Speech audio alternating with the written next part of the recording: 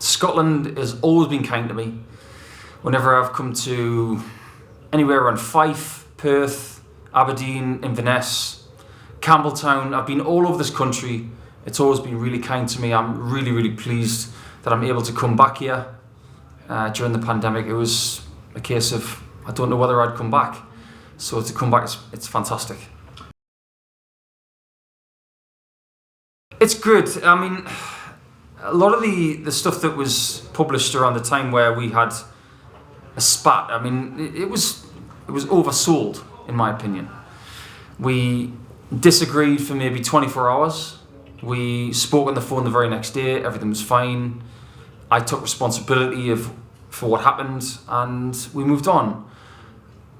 Let's face it, Adrian and I were very different players. You know, we love to give it some, we love to be personalities, but at the same time, what we wanted was to make darts interesting and exciting for people to watch, and I'd like to think that's what we did.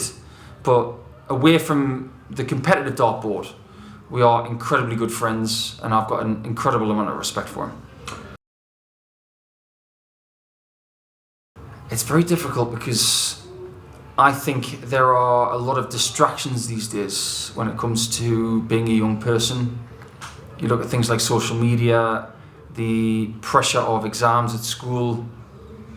You have to come through an education of some sort to become the kind of human being that you want to be later in life. But ultimately, I look at players like Keane Barry, and I really do think that the future of this game is in a really good hands.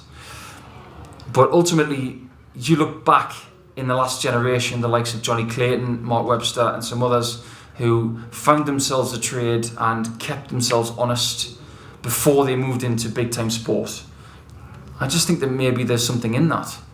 But moving forward, we're talking about players of 16, 17, 18 years of age who want to turn professional. You have to be the kind of people that people look up to, even at that age. So we're looking at previous sports people like Wayne Rooney and David Beckham and some others. They're the kind of people that you're trying to emulate now.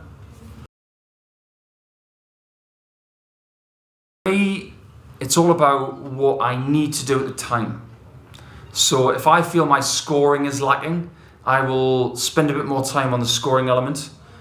If my doubles are a little bit lacking, I'll spend a bit more time on that. But the approach play between, say, 271 and around 240 to get to a finish, that's where I spend most of my time. So if you're trying finishes, for instance, between 60 and 120, that's all well and good, but you have to be able to find those finishes from the right approach shots. So if you can do that, you will have many more chances to win darts legs. That's where I see legs won and lost. When I was a kid, I was growing up in a very impoverished small village called East Hertford in Northumberland. We didn't have anything there apart from a social club and a pub, and people were good on BMXs, they were good with darts, they were good at getting into trouble. So it was one of those three things, really. Moving forward, I realised that I was pretty good at darts, and even though I didn't have a dartboard, in the summer holidays I would get bunches of cardboard boxes, draw a dartboard on those cardboard boxes and throw at the segments that I wanted to hit. And within a week the treble 20 was worn, maybe even a day. So it was about commitment. It was about what I wanted to do to get out of that situation, to try and make my life better. And I always had that feel that I was going to do that, and I was lucky enough to have those opportunities going forward, but I had to make them for myself.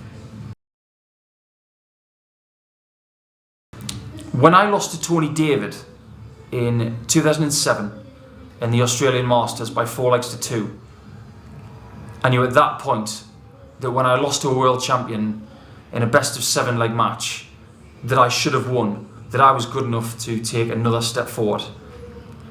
Coincidentally, that day I found a set of darts that I was really happy with. I practiced for 2 months straight with those darts, and I realised I could be a world-class player from there, and then I proved it over the next 18 months. So things can happen really quickly. But once you realise how good you can be, you have to run with it.